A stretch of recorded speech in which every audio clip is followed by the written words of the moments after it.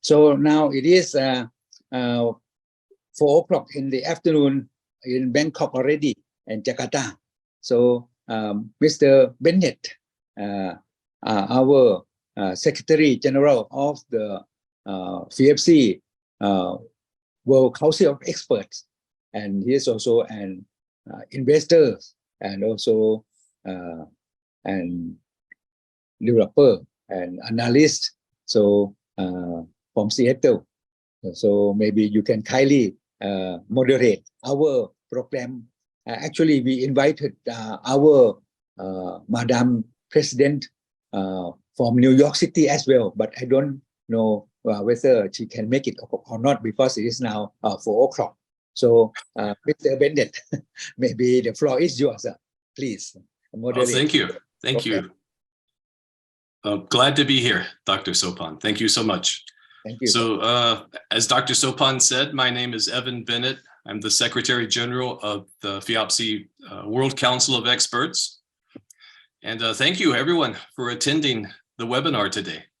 So as you know, the topic of today's webinar is relocating a capital city. So is it feasible and what is its impact? So this topic, it was something new for me. So I did just a little bit of research. I just went to the internet and I essentially Googled how many capital cities have been relocated in history. And what I learned is that there are quite a few, but it seems like a lot of them took place, in the distant past. And it's not as common nowadays in modern times to relocate a capital city. So I certainly think this is going to be a very interesting webinar, and the presentations that we're going to hear today from our esteemed panel are going to be very interesting. If anyone has any questions, during the presentations, please feel free to put them into the chat box. Just to confirm, Dr. Sopan, do we have a chat box where people can leave their questions? Yes. Yes, sir. There it is. Okay. Yes, so as I said, if anything comes up, just please keep your microphones muted and just put type a question into the chat box, and we'll try and get as many of them answered as we can, time permitting. And just in case I think we have several FIABCI members in the meeting today, but just in case there are some attendees who are not familiar with FIABCI, I would just like to invite you to learn some more about our organization. So FIABCI, the International Real Estate Federation, it's a business networking organization for real estate professionals on a global scale. So by all means, we would love to have some of you learn more and perhaps even join FIABCI. And with that in mind, please visit our website, fiabci.org. And a bit later in the presentation, I'll also just copy and paste the website address into the chat box where you can find it easily. So with that, let's turn to our first speaker. So I believe we'll go in the order that it was presented in the flyer that went out. So with our first speaker will be Mr. Solomon Somewinata. So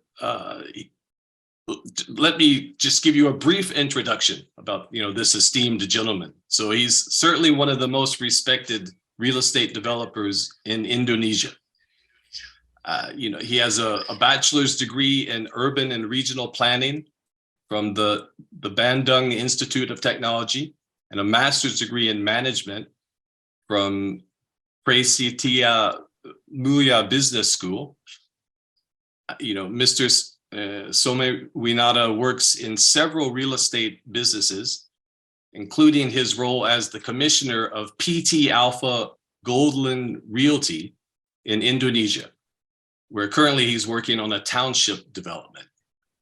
And then one last thing that I would like to mention, and hopefully he won't be embarrassed by this, but I was doing just a little bit of research.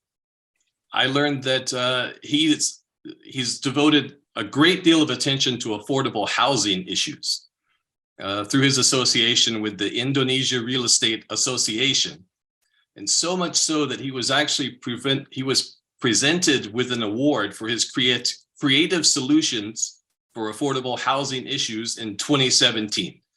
So I certainly get the impression that it's a topic that's very close to his heart.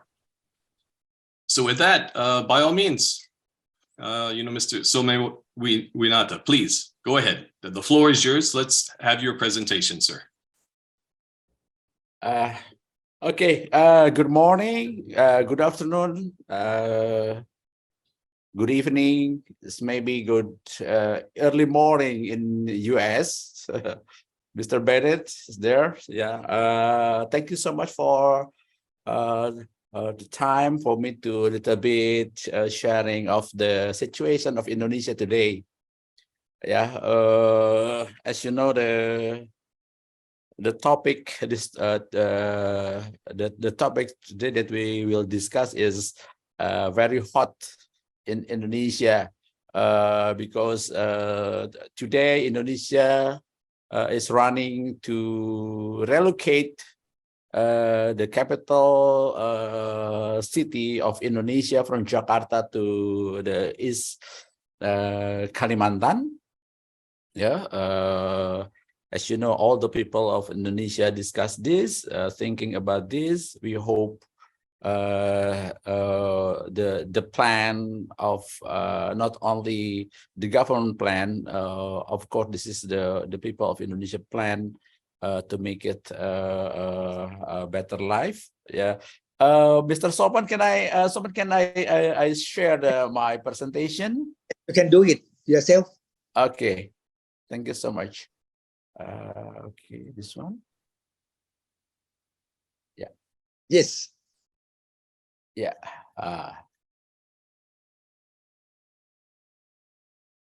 Okay. I a little bit try to introduce the goal and objective of this relocation. I prefer my own word about this development. I talk the development is the new development for intergeneration better life. Yeah. This is our hoping for a relocation of our new capital. So the first of all, I want to introduce you all about the real estate association in Indonesia. Why the government invite us to involve in discussion about the new capital relocation in Indonesia. Yeah. Everybody and also the government assume that our association is very have many experience for this. Yeah. I will give the picture. We have experience to develop almost 50 mixed use or new city, new development, new town in Greater Jakarta. All the location is almost 50,000, more than 50,000 hectares there. So we start the development is coming from the 1980. Yeah, 1980. So what is the development that we did around Jakarta is like this. We experience in the green office building, convention center, also digital hub. Yeah, the several developer keep the land from the 500 hectare until 6,000 hectare here. Yeah. So we have experience also in the residential and commercial. We have experience also in the education, the university. So many university that the developer built around Jakarta. We have experience also in the hospital and also tourism and lifestyle. So so why the government invite us to do from the beginning before the government decided the location itself. Yeah. The Reset Indonesia in 2019 also was involved by the government to discuss about this.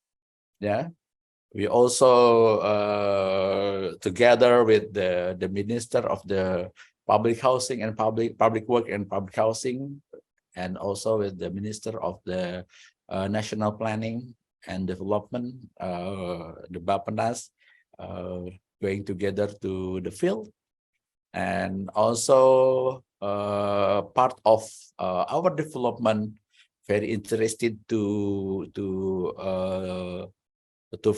be visited by the president.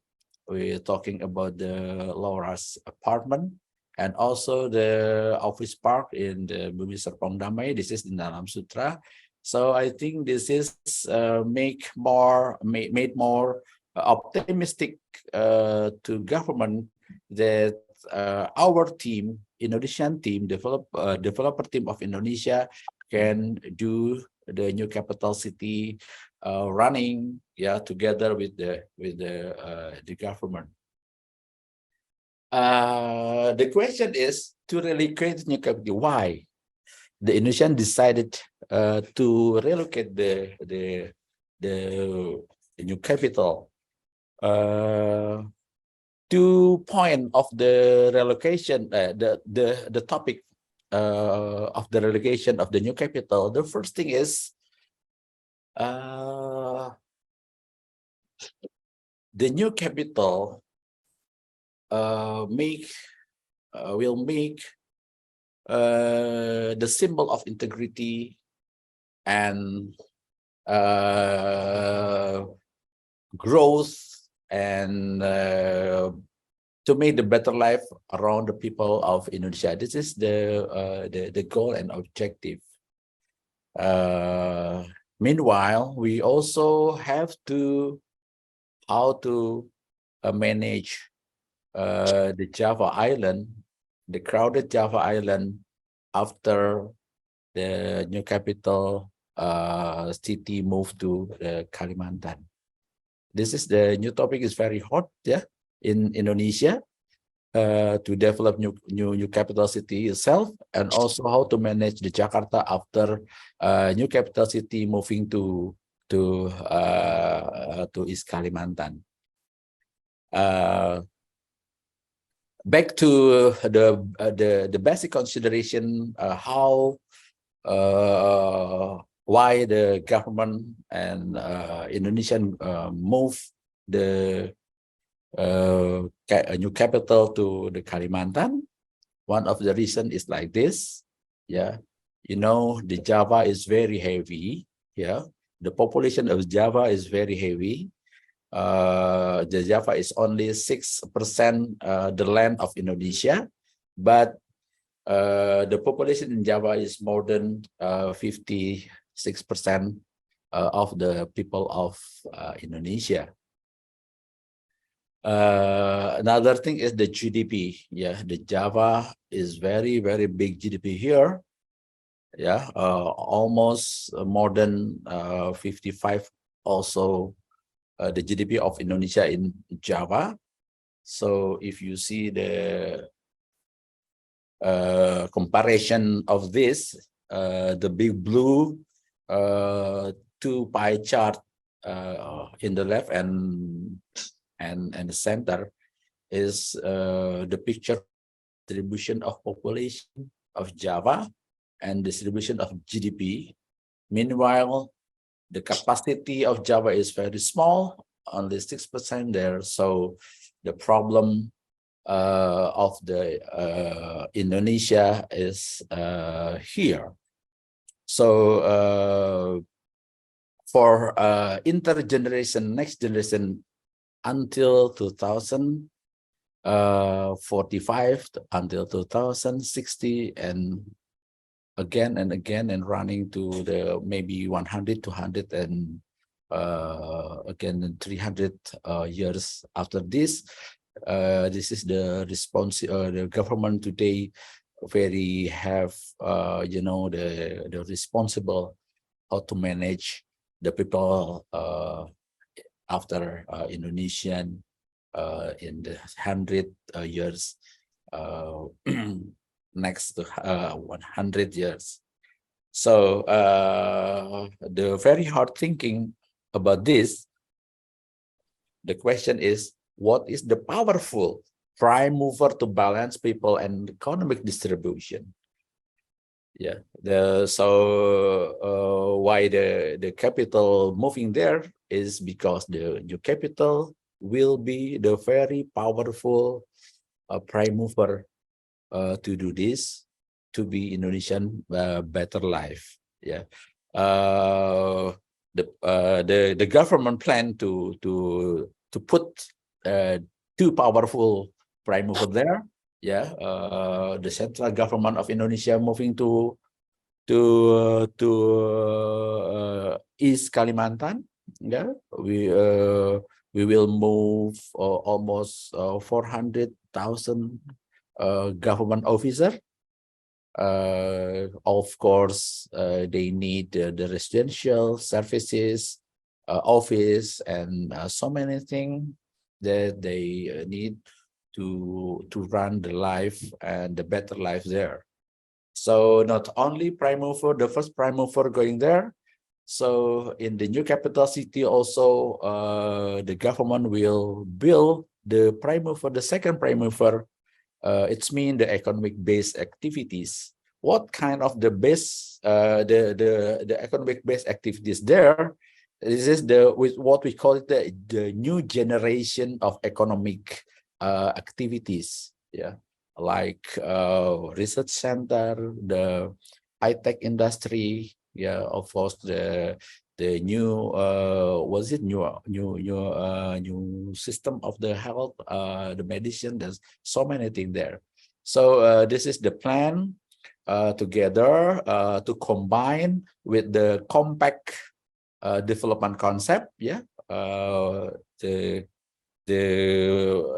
concept is like smart city, for city, and new residential concept there. Yeah. So what the impact of this with the relocation of the new capital? It's maybe there only two kind of impact. The national impact is, of course, the new capital city will be the balancing population and economic distribution. Yeah, not only domination by the Java Island, not only domination by also Sumatra, and another island also will be running with the growth, fast growing, and equal. All the Indonesian area will be growth together. Yeah, the new belt, the new center of growth itself can be to accelerate national economic growth. This is our the new anchor, the new center of economic growth, make the Indonesia growing faster. Another national impact is, of course, to reduce, this moving is to reduce environmental damage in the Java Island. Yeah, as you know, the Java is very small, the population is very crowded here. So this is one of the consideration how to move the capital city to there. So another thing is, of course, with the new concept, with the new digital system, with new everything new in the new capital city, this capital city will be a new model for other city in Indonesia, how to make the every single of the city in Indonesia to make it more modern, more efficient, more healthy, and so on and so on. Yeah, the local and regional impact, of course, this is becoming the new destination of new generation economic activities. Yeah, and as the new growth, new growth in Indonesia, of course, it will be create new backward and forward linkages activities, economy, social, everything. Indonesia will be create new another activities around the new capital city. As you know, the Indonesia is almost 270 something million people here, so everything can be happen here. So another thing is this area will be create new metropolitan area, not only Jakarta greater area, not only Surabaya greater area. This will be coming the new metropolitan area surrounding Kalimantan. This is the situation and the hot topic in Indonesia today. So I will describing about the area itself. This is coming from the Bappenas. The data is coming from the Bappenas. Total area is almost 256 hectare. And for the government center itself is almost 76,000 hectare. So this is the concept, the new development concept for the residential. This is also the new concept for the city, for a city and small city, because the area, the land and the geography and the morphology is very challenging here. So I think this is very good for the designer and urban planner to do this area. Yeah, this is the economic concept of this. As I said before, this is so many new concept in terms of the economic activities and economic planning.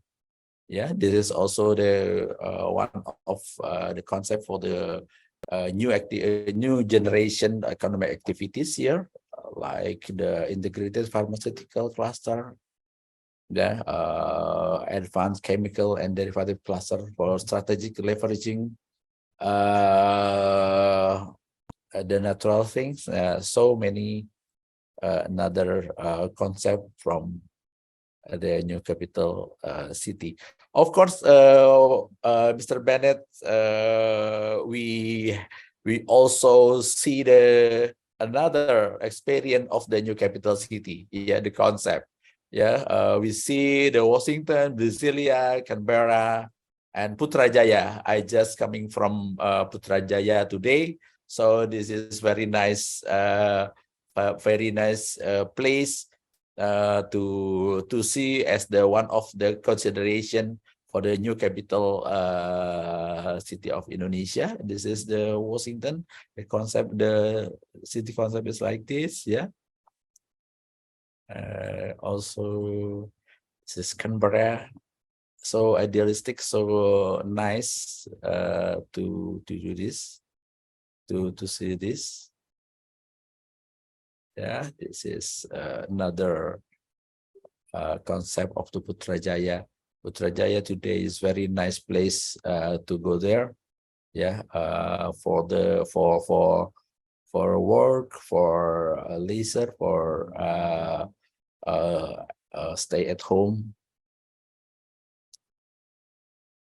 Okay, thank you very much, Ivan. Thank you very much, Sopon, for opportunity to introduce our big job in Indonesia today, the hot topic in Indonesia today, relocating the new capital city from Jakarta to Kalimantan. Thank you very much.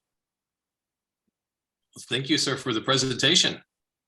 The scale of the project is just unbelievable. It's just huge, isn't it? Yes. Maybe could you just elaborate a little bit more on the timeline? Where are you in the process now, and at what point do you think the project will be completed? Yeah. According to the information from the public housing and public work, because this ministry is very hard to doing this from the last year, maybe to last year. Yeah, today all the land clearing is almost done. Yeah, the planning of the infrastructure, the main road is already running. Yeah, it's mean the already construction. Yeah, running for the construction. One of the very important infrastructure, it's mean the clean water is already built. The lake, the big lake there is already there. So this is very challenging how to do the building. Yeah, the building today. The government very hard and very fast running with the Capitol building, yeah, the presidential building. Also the office, several government office building. Of course, already completed. Today is the housing for the worker. Yeah, it's almost 1,000 unit. Yeah, 1,000 unit. So if every worker going there, the dormitory for them is already there. Yeah, very fast. Good. Well, thank you for the additional information. I know we certainly all wish you the best of luck with the project. So with that, let's. Question. Oh, please. Sorry, one question. How did where all the skilled worker come to the island to work there? You said like about 1,000 worker, but like where all the people come from? Yeah, they should have a skill experience in construction and that. Now another question, in addition with that, what the transportation bring the people to the new capital city? Airport. Is there any upgrade on new airports in the area? Okay. Talking about the accessibility first, right? The first accessibility is the airports. Yeah. 2 years ago. Yeah. 2 years ago, the government's already done with the 2 airport going there. You know, the capital city location is not quite far from the existing city. Yeah. Today there are quite big city there in Balikpapan and Samarinda.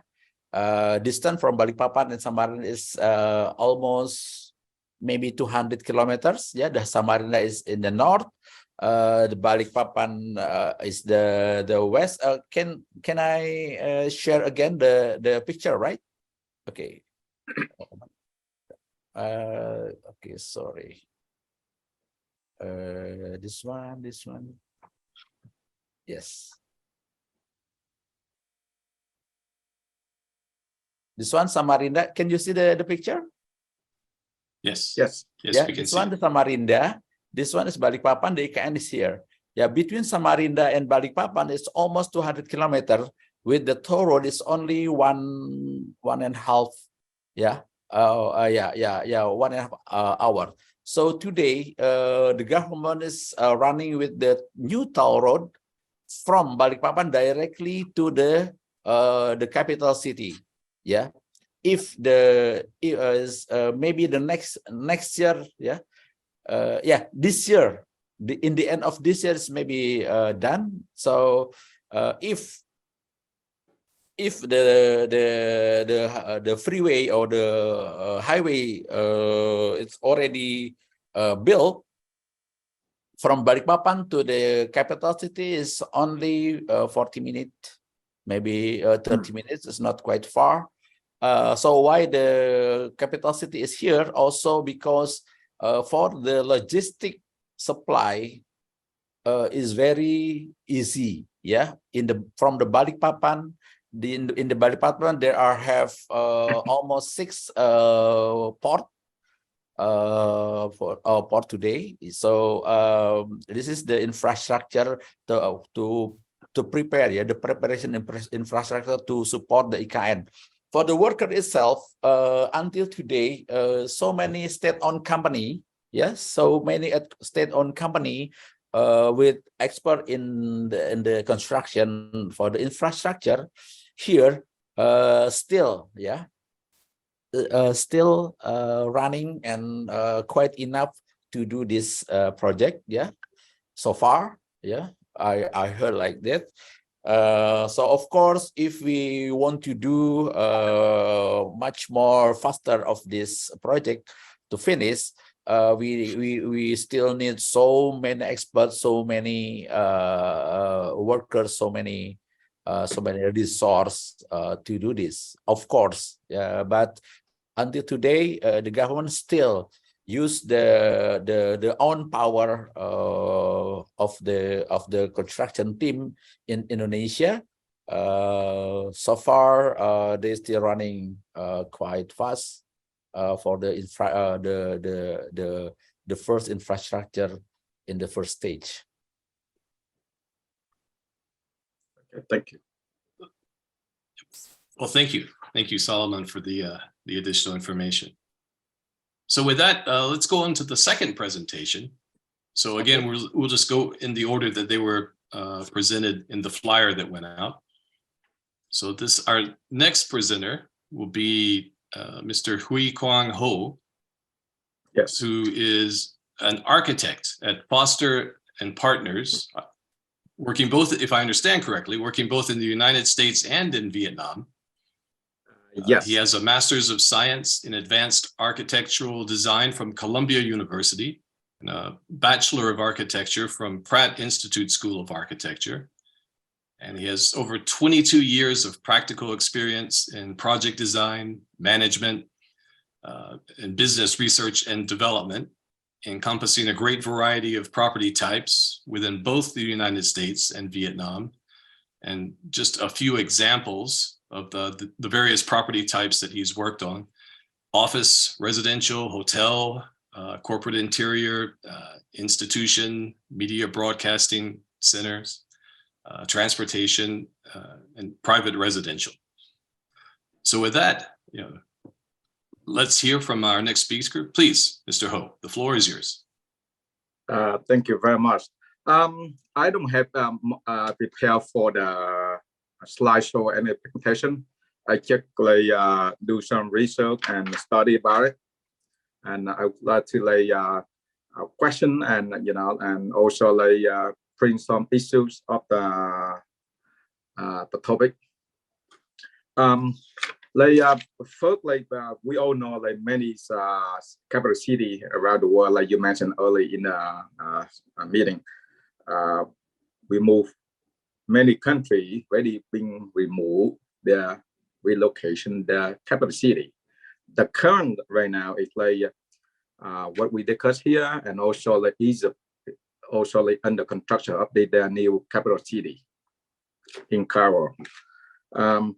Basically, they have many reasons of relocation of this capital city, but for this relocation, it's more like the climate and the issues of the relocation of the city beyond the economics and population balance in the island. But all the relocation city more like political issue. But in terms more like the planning on the previous presentation. What I see like the new top of the new city, but look like I do some research, like feeling like they abandoned the old capital city of the Jakarta. What they do with that? So and how they learning the lesson from the old and the new city. I read, I do a lot of research. I never been in the new city, but like I've been once in Jakarta, and I feel like very populated and everywhere running water issues and floods that we all know. It's a lot of floods in Java. And what the other point of the architect and urban designer, I see all the construction.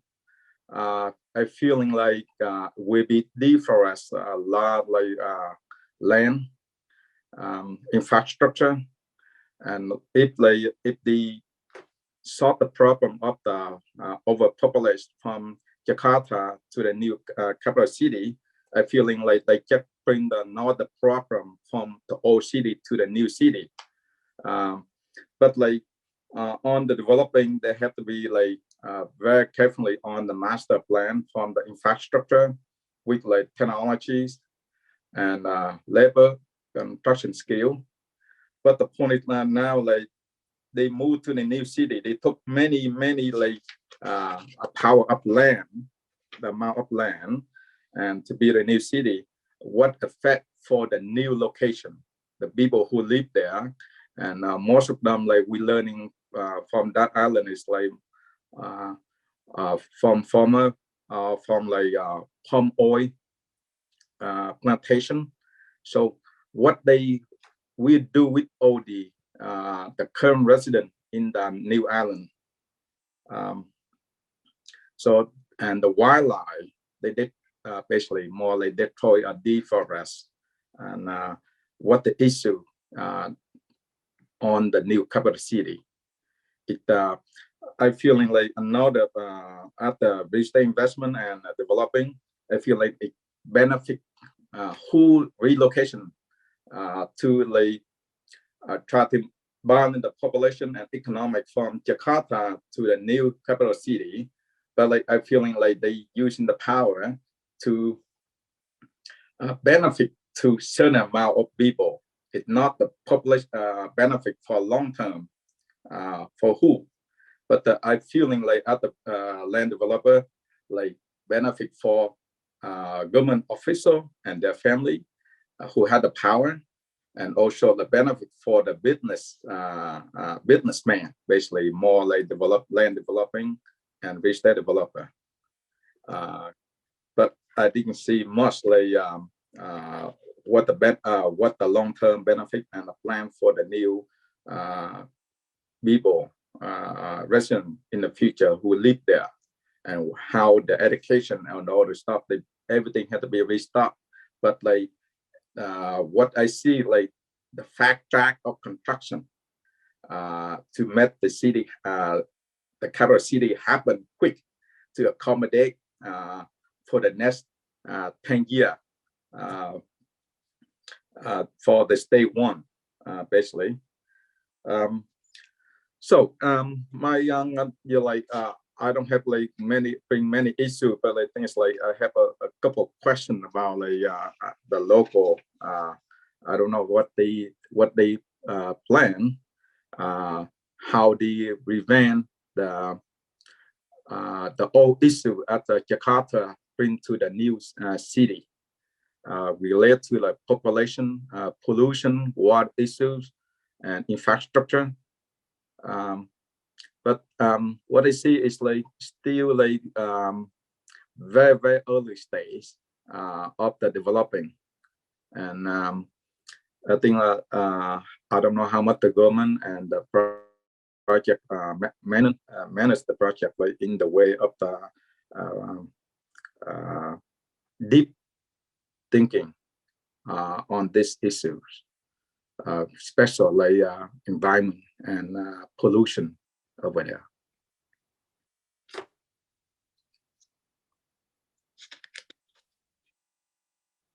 thank you for those for the observations. Did you want to? Is there anything else that you wanted to discuss, or did you perhaps just want to put a couple of questions to Solomon, if he can answer them for us?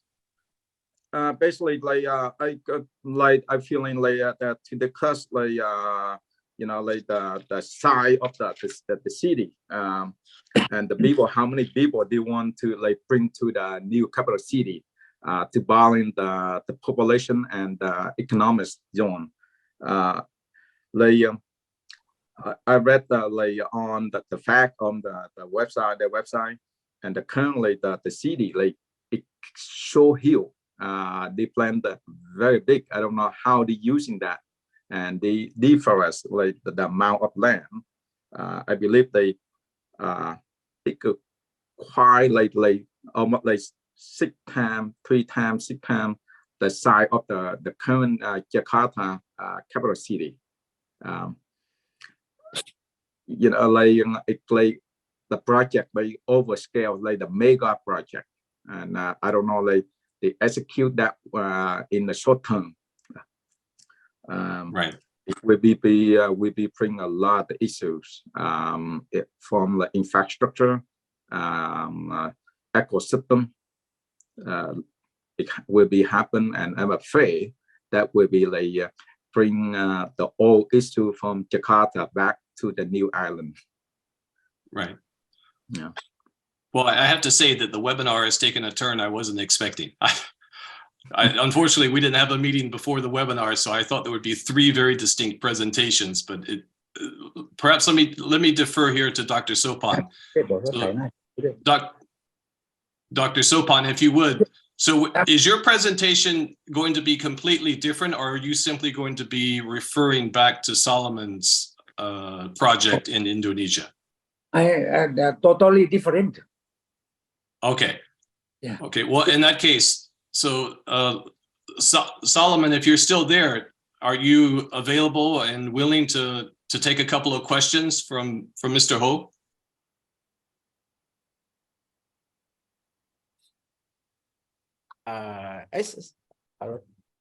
Yes, I'm still here, but I want to yeah.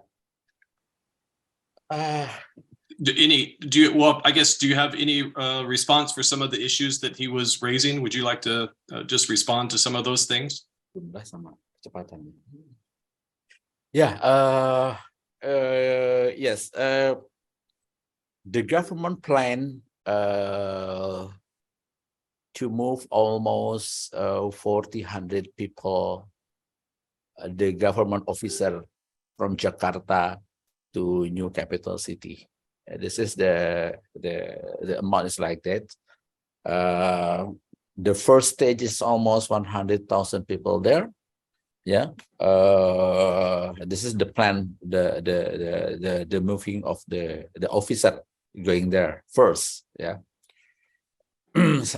Stage by stage. From today, the construction team will start from June. I heard that in 1 year, try to provide almost 40,000 unit of houses. Yeah. The concept of houses itself is not landed houses. This is the apartment, yeah, low-rise apartment and mid-rise apartment there, with the concept, the cluster concept, and the concept itself will be is already settled from the beginning. Yeah. Of course, naturally, moving so many people there is not quite easy, because according to the philosophy of the city growth and city development, all the city will grow incremental. Yeah. yeah, incrementally, yeah. The people need facility. The facility also build there.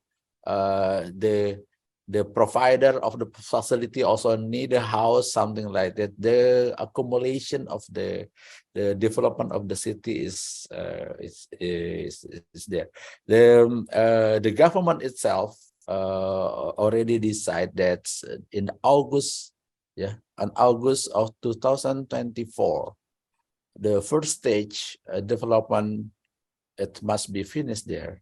So the delegate, yeah, if we call this the first delegate from Jakarta will be going to the new capital city there. It's maybe from maybe 11,000 until 40,000 people going there. So why the government also invite every single of the developer in Indonesia to involve there. The developer who already experiences in the facility and services also will involve in the new capital city from the beginning. Yeah, one or two big developer in Indonesia is already start. Yeah, from this month. Yeah, to prepare the facility and the housing for the stage of the first delegate people going there. Yeah, the two department, yeah, two ministry, I think, start also moving there in the August 2024. Oh, so I think this is, of course, not quite easy to do this, but this is the decision of the government is already done, already state for the start, yeah, to relocate the people going there. Thank you. Well, certainly be interesting to follow the progress of the project going forward. Yeah, and you. To the issues that you raised, Mr. Ho, I think they're certainly very valid. But I don't know if we'll be able to get answers to them in this forum. Another question, like there, like the government do anything prevent or to bring the Jakarta back to where it belongs, where before, or they just abandoned the city? What they plan with the old city? The old city. Yes. Yeah. The basic consideration, yeah, the basic consideration itself is how to reduce the acceleration of growth of Jakarta itself. Yeah, so why one of the function of the Jakarta moved to the East Kalimantan? So the Jakarta will be the center of the business of Indonesia, still there, because the economic activity, the economic central, like the central bank, maybe the central economic activity is still in Jakarta. Yeah, so Jakarta, of course, will be managed as the business center of the business city, something like that. Yeah, we do hope the image of Jakarta, of course, not quite as big as right now. The traffic jams every single of in the morning coming from greater Jakarta to the center of Jakarta is almost 2 hours and 3 hours going to the center of Jakarta. This is very, very hard problem, big problem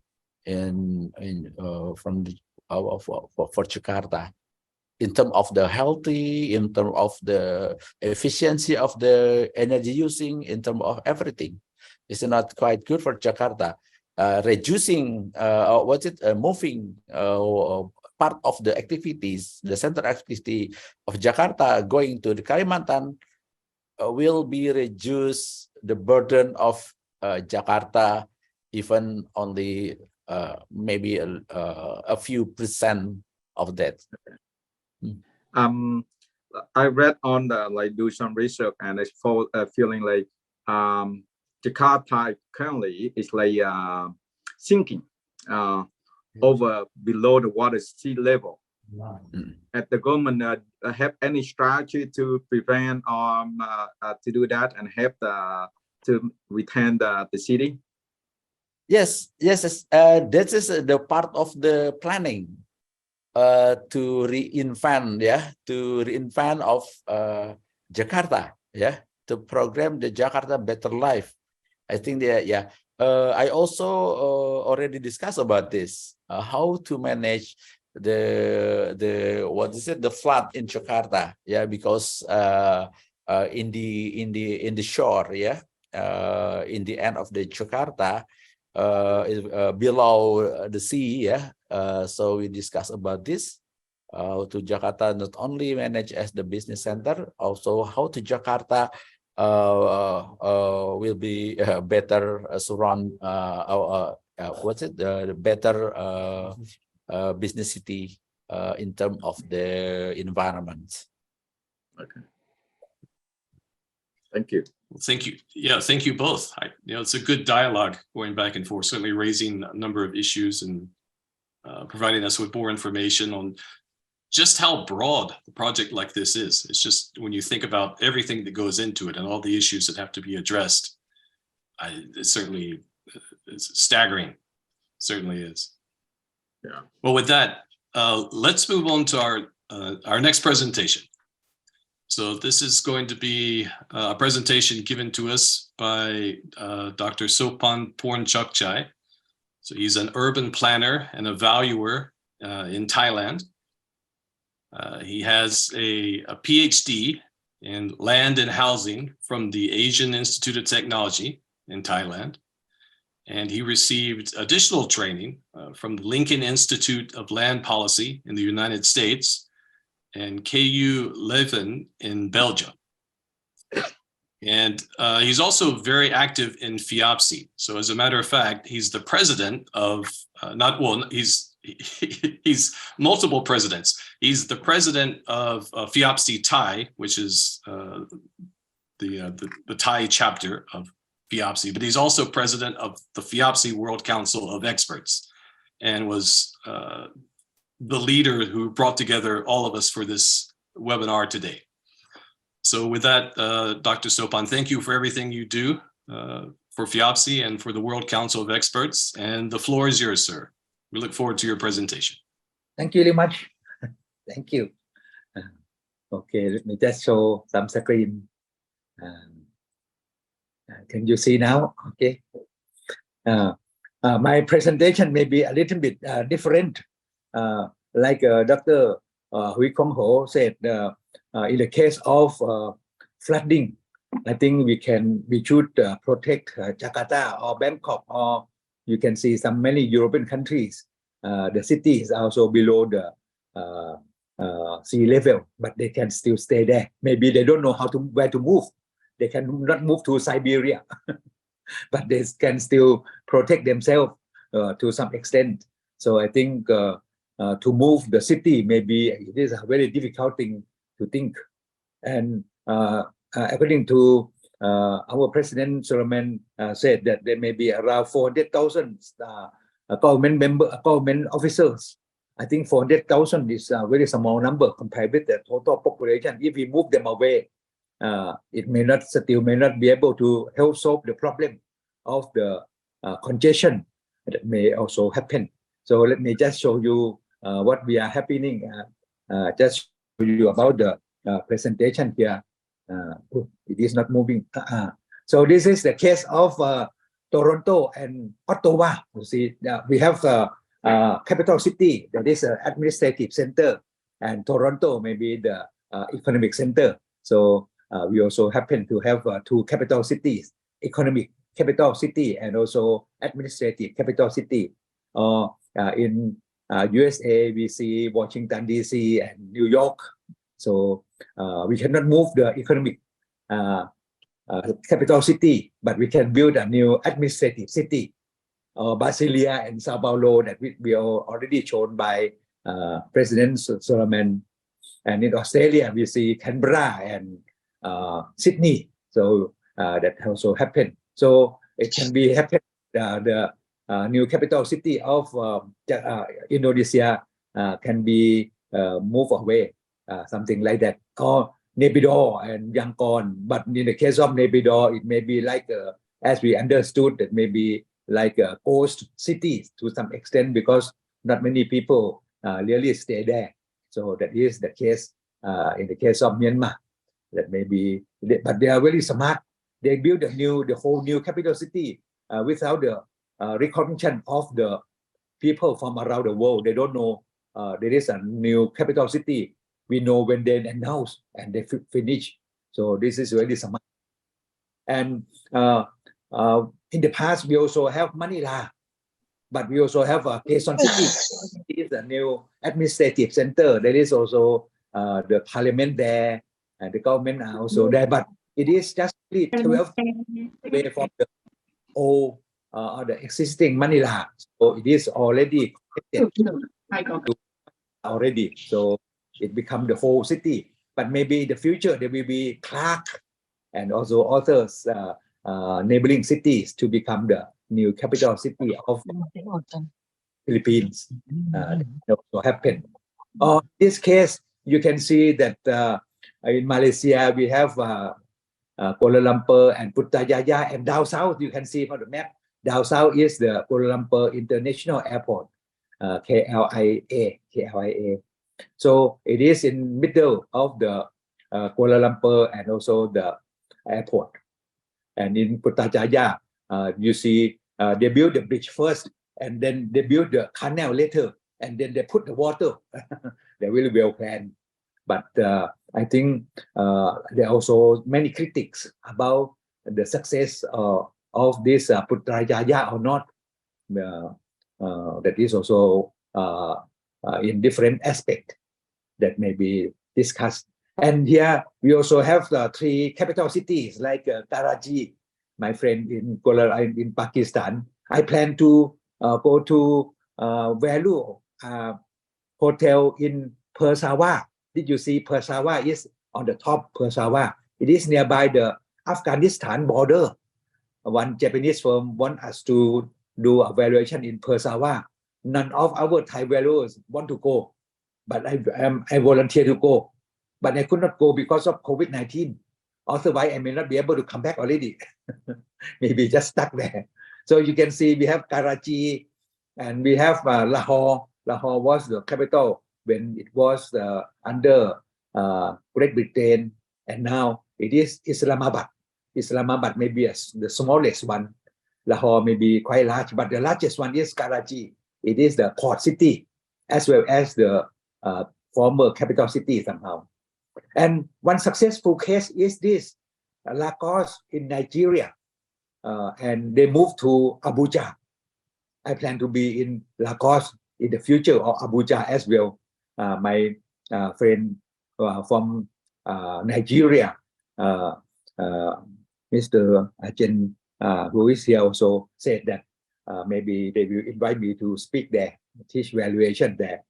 I love to be there as well. But Abuja is the fastest growing capital city in Africa.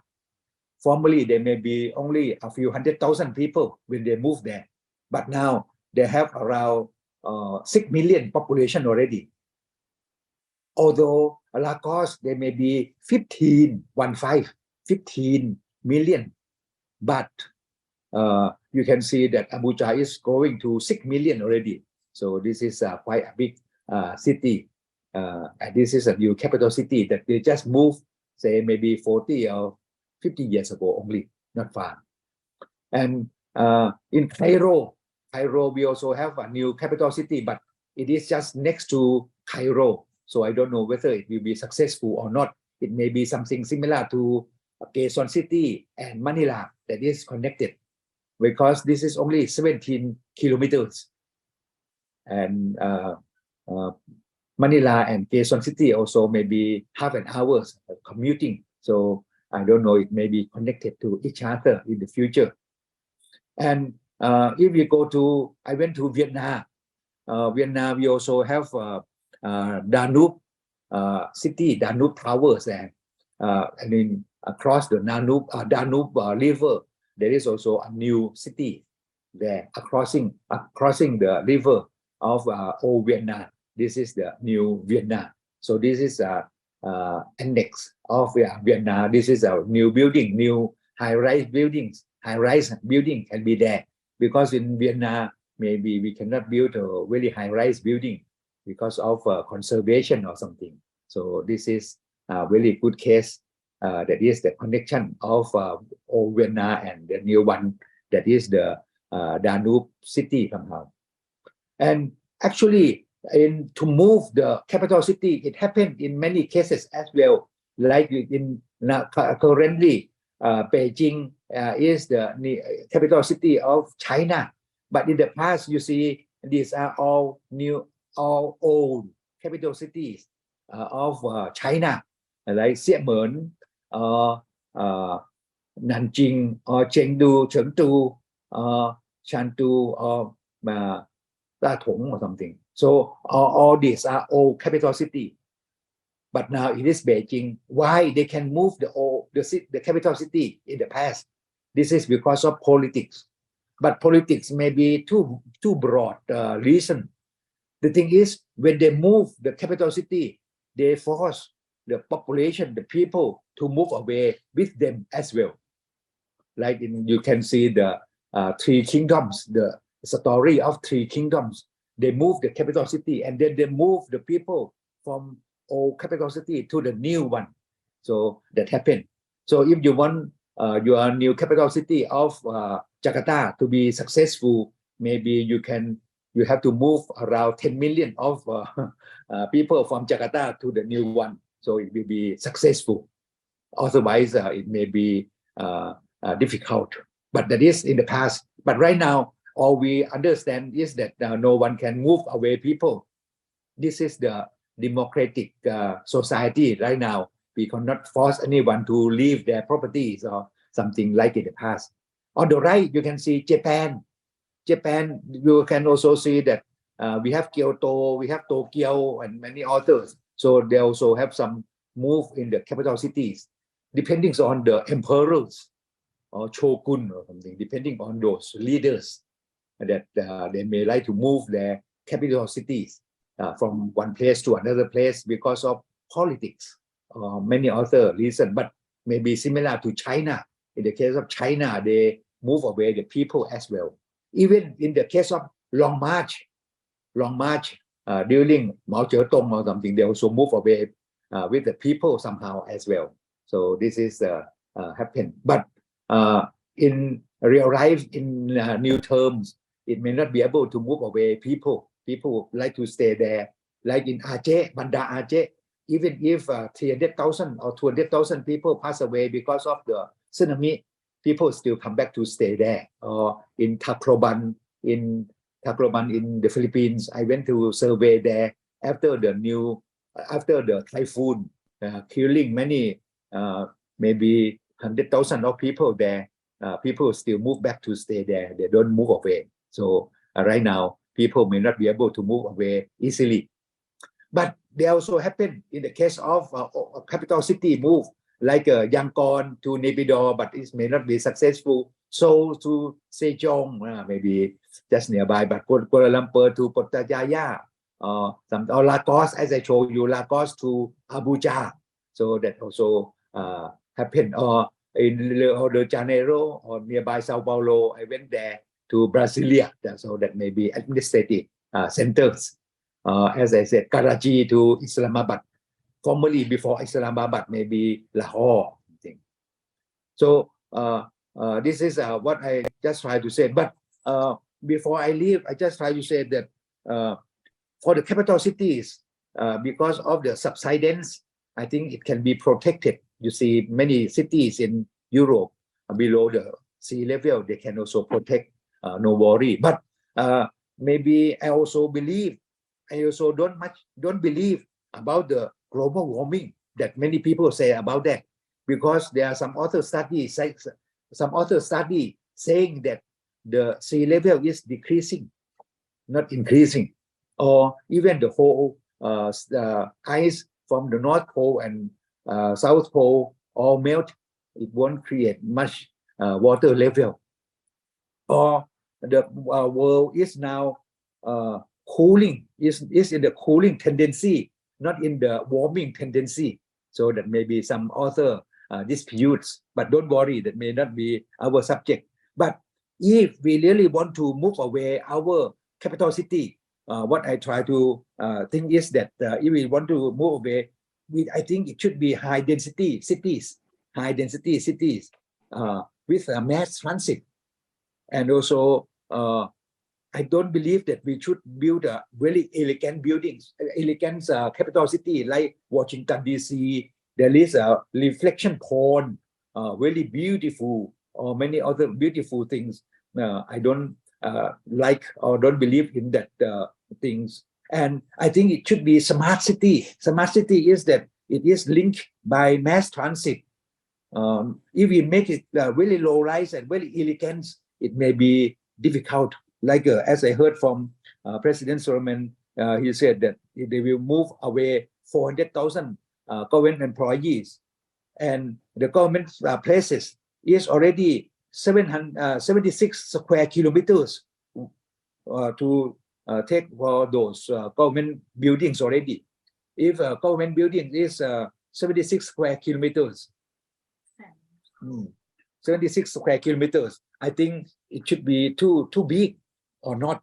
So maybe this may be some consideration. Let me move away a bit because of the light. Okay. And I think if there are 400,000 people, maybe we multiply arbitrarily, we multiply by 5. So this means that we will have around 2 million population. 2 million population. This is 400 for the government employees, their wives, their sons, and their mates, and entrepreneurs or something. So we multiply by 5. So at least we should have around 2 million people there at the beginning. At the beginning, 200 million there. And if we consider the smart city or the high density city like Singapore, 1 square kilometers, they have around 8,000 people, 8,000 people per 1 square kilometer. So if we make it the same like in Singapore, we go vertical instead of horizontal, we need only 250 square kilometers, 250 square kilometers to accommodate 2 million people. Or if it is 3 million people, maybe it can be 300 square kilometers of the new capital city only, not so big. If it is too big, I think it will be a lot of burden. One burden is the burden to build new mass transit, a lot of new mass transit, a lot of new building constructions, a lot of deforestation, a lot of commuting, like transportation to fly from many places to connect with the capital cities. There are a lot of costs involved. So I think we should make the city more efficient and more vertical or something. So that can be done. And lastly, in my opinion, is that for the new capital city, we should build Chinese wall, like in Beijing, in China, it is Chinese wall. But maybe we have a Chinese wall or fence across, around enclaving our capital city, no expansion. Say if we plan our new capital city to be 400 square kilometers, we will have enclave it with Chinese wall. We cannot let anyone just connect to our new capital city. Like in Jakarta, you see there are so many new towns. but all the new towns will be connected with others, so it will become inefficient. So the new capital city will go from the seaport or from the airport by tollway, elevated tollway. So people cannot just connect to the tollways or something, and we just stay in the capital cities. We cannot expand to the to surrounding area, and the surrounding area we will zone it as the agricultural area or forest area, and the landowners cannot build anything else except doing agriculture, but we pay them compensation. We pay them compensation so that they won't change the use of land. We will buy the land or something, compensate to them, and make them to be farmers forever. Or maybe they can sell the land to anyone who want to be farmers or agricultural purposes. But we already pay them for compensation. In this case, we will have a natural green belt so that the city won't be growing. So this is something that it should be done for the any new capital city in the future. So that is my opinion. Thank you very much. Thank you. Thank you, Dr. Sopan. Really appreciate the presentation. It was fascinating to see the examples of all the capital cities that have changed. And a lot of those were quite recent, within the past 100 years or so. Mm. So in the final stage of the webinar, let's open it up to any questions. You're certainly invited to put questions into the chat box, or at this point, if anyone, if we could see people, if anyone wants to just unmute themselves and ask a question, that would be fine as well. Dr. Sopan, I did have one question myself about the comment you made toward the end of your presentation, if you don't mind. Yes, so when you said build a wall, is that a metaphor, or did you actually mean to build a physical wall around the capital city?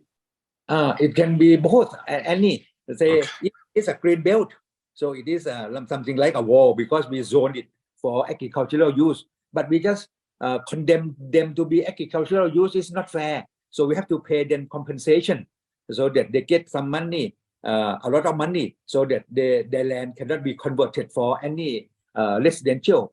Any developer cannot just buy land adjacent to our new capital city and build a new housing projects or anything. So there will be no urban sprawl in the future, and we can make the city to grow vertically, something like in Singapore, so that this will be an efficient administrative center, not just bungalow house or resort house for people. So that is my ideas. Oh, very good. Thank you for clarifying that. I would like to raise up please. issues. You mentioned before, and I did too. Most relocation capital in the past, the cause of the political issue. But in the most recently, relocation capital city based on economic and also the current city, the issue they cannot prevent. So they have to relocation in terms of traffic and population and overcrowded. But it's very funny. Like now we have to accommodate with the climate change, environment, and new technologies, infrastructure, especially water issues. But go back with the wall. Mostly Western country and especially US, when we do planning a new town, and we have a zoning and planning ordinance, and the policy of that town very strict to when for protect the land and also the guideline for the land developer. But most the Asian city, so the zoning and planning it out control the policy to making that it very hard to manage, and they don't follow the policy, so they're using the power to giving who had the most connection, should be creating more corruption in terms of zoning and planning and how to using the land. Like build a wall, it's like the matter of like the zoning and planning of the new town. So like I look over the overscale, overuse of the land, acting and giving, who benefit. Most of the benefit is like developer and investor. So in order to the wall is the metaphor of physical wall, the mostly controlled by the zoning. So where you can build what you can build. High rise where you can buy the center high rise or low rise, depend on how much land you use and how you want to expand the city. So you know, like on the big scale project like this, there had to be a very solid and very like deep thinking about the zoning ordinance, how to use in the land, and also not only the land but like the air rights, how you want to build high, how high you allow, and to adapt to the new the need of the new city. Yes, sir. Yeah.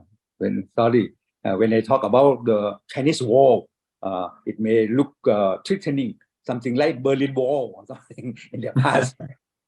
It should be something like you said, zoning. But the thing is, in Thailand or maybe any other countries, we may have some UTM system. UTM system means under table money. So maybe they can, if they zone something, but they may overlook something that can happen. So we need to have a really great ombudsman so that we can monitor the plan rigidly for the benefit of the people. But as I try to say is that if we have a port city, and from the port city or from the airport or seaport or something, if we want to commute to the new capital cities, it should be by toll road or should be by train, mass transit or something, so that it won't be connected on the ground or something, so that there won't be any connection to the road at all. So that should be something to prevent the urban sprawl in the future. Thank you, sir. So do any of the other attendees have any questions that you'd like to ask to, put questions you'd like to put to the panelists?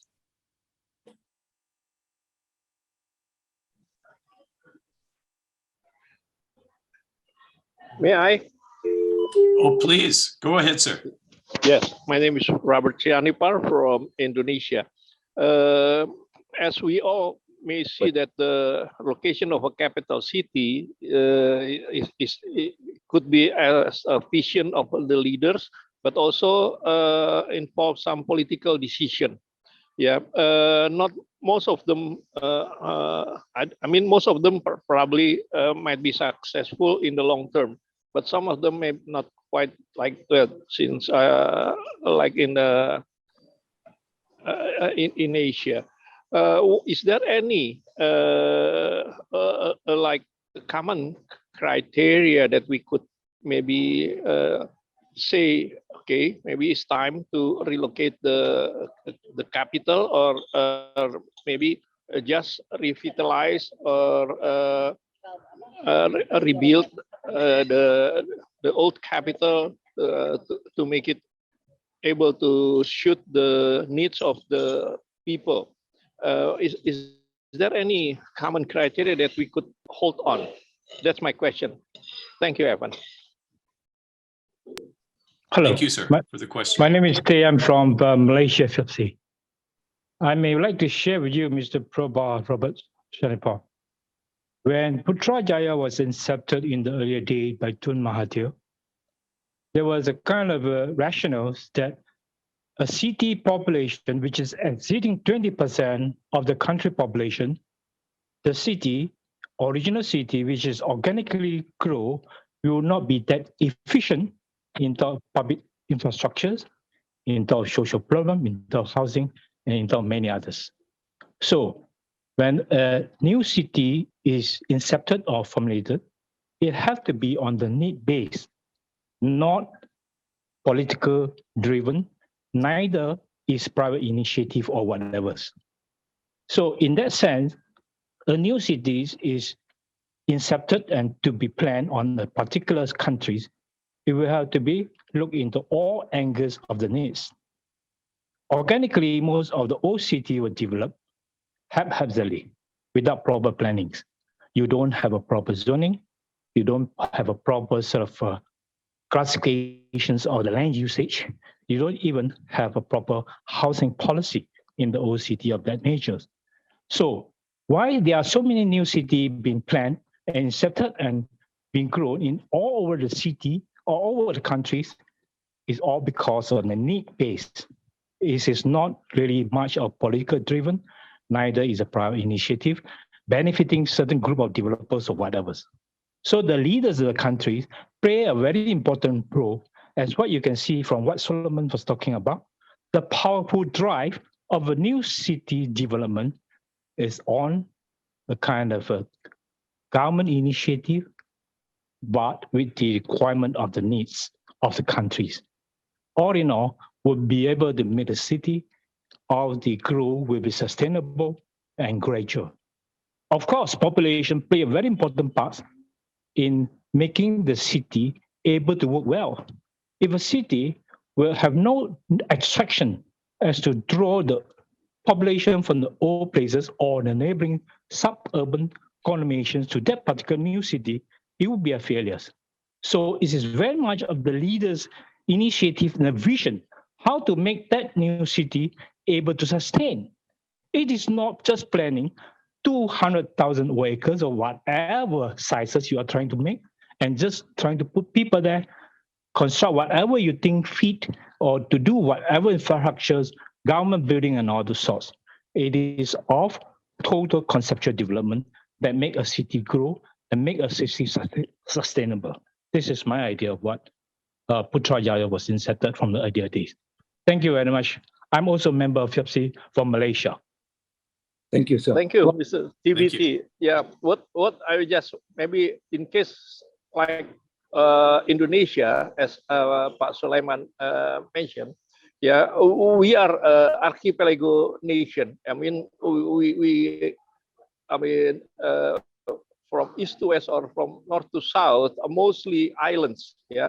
And now we move to the big island, yeah, in Kalimantan that we consider actually maybe the right time, yeah. But again, we have still to see, as you mentioned, how we relocate the people, yeah. What I mean is, if it is like a land area like Malaysia from Kuala Lumpur to Putrajaya, which is still at this, I mean, could be accessed by land, but not in the case of Indonesia. But again, maybe we have to, if this is successful, it will be a showcase also that even in the island nations like Indonesia, moving a capital city could be successful if we plan carefully and thoroughly. Thank you, Evan.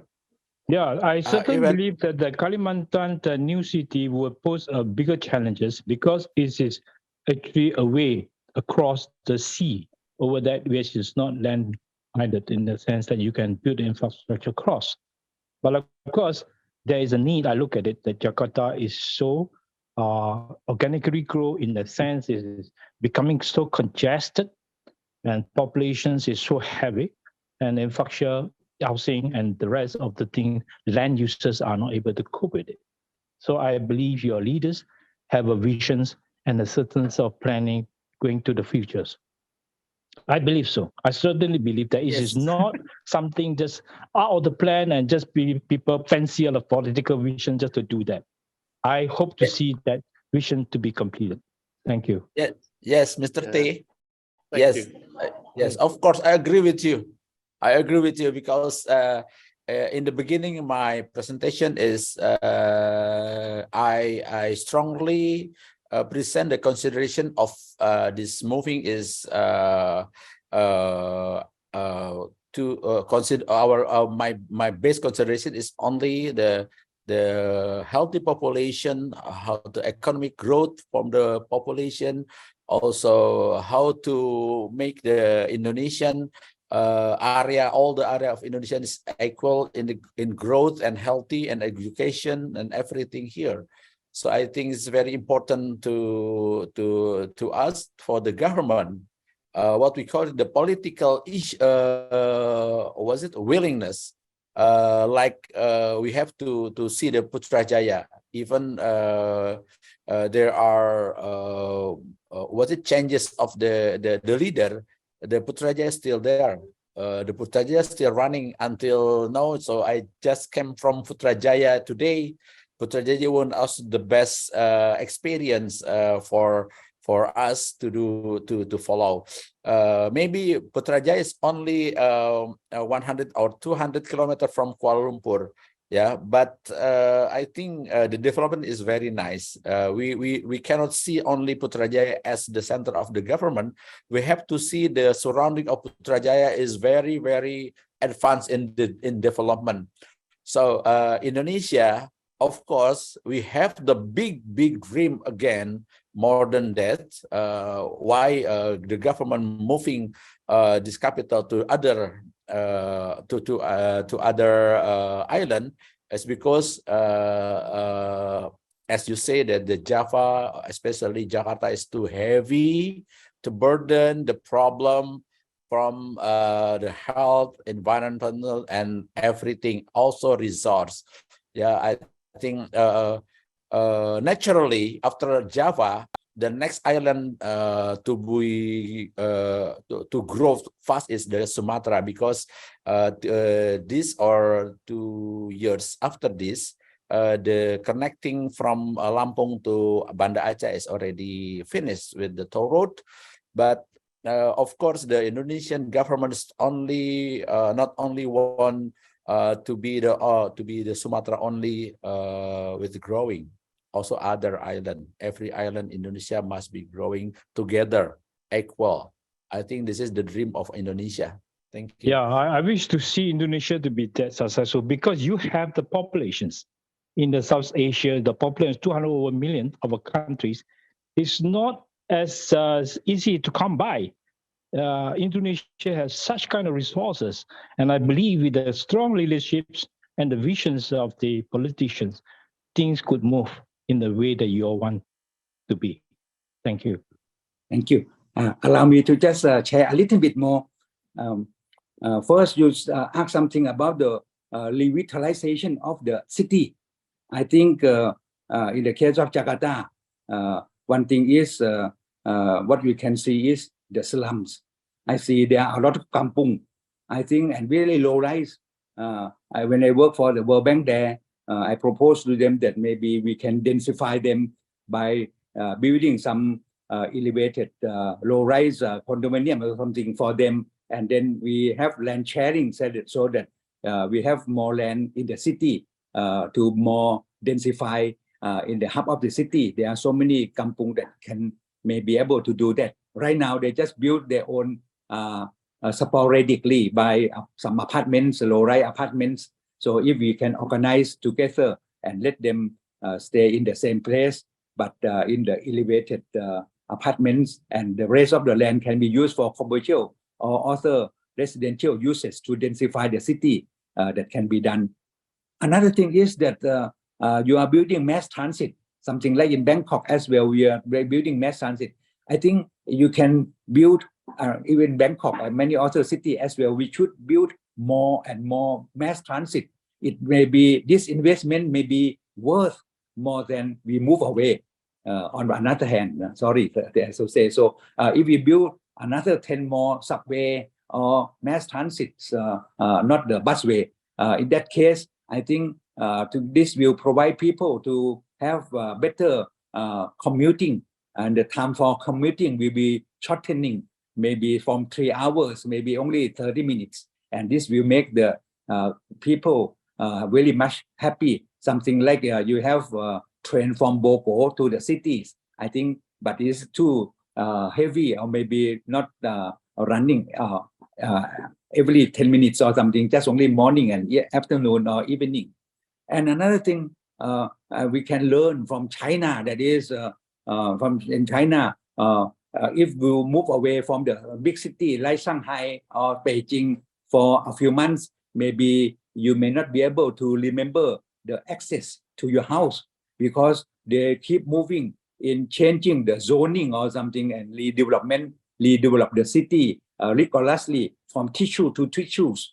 I think that this means that they will be able to build really old city to be revitalize the cities, but that is maybe a communist country cities or something or country, maybe they can do that, but they also pay ample amount of compensation. And last thing, back to in the case of Putrajaya, one thing I learned is that in the case of Putrajaya, as I heard, there are only 100,000 people over there, whereas Kuala Lumpur maybe 1.8, 1.9 million. So even if we have an administrative center outside 30-something kilometers away from Kuala Lumpur, but this small amount of population of 100,000 may not have a big impact or not. So maybe that is something we may consider because the size are very much different. 100,000 for Putrajaya and 1 million for Kuala Lumpur. Maybe you can kindly clarify this. And last but not least, if Mr. Ayo Deji from Lagos here, because I saw you are here, maybe you can show your example or contribute something that you build Abuja, that is a very fast growing capital city from 100,000 something like in Putrajaya, but now it become 6 million already, whereas Lagos 15 million. But that is something that can be competing and also can replace each other. So that maybe some or maybe author can contribute. Thank you very much. Thank you, Dr. Sopon. Thank you, Mr. TB. But I just wonder, what do you think? Like Myanmar moved the capital from Yangon to Naypyidaw, but what we learned so up to now is not that successful yet. Yeah, probably over time it will be successful. What do you think? Is it too early to move, or because of what? Thank you. Anyone can share, please.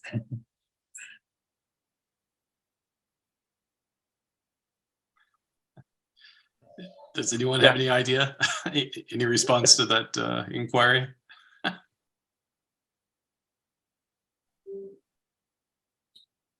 I'm sorry to say, it looks like no one has a response. Mr. Ayode Odeleye from Nigeria, I saw you are here, but you do not have your microphone and no face of you. But if you are here, maybe you can share something about your country, Abuja. Maybe a good idea. Miss Madame Carol from New Zealand, you also have the capital city, Auckland in the north, and also you also have big city in the South Island. So maybe you can share something as well.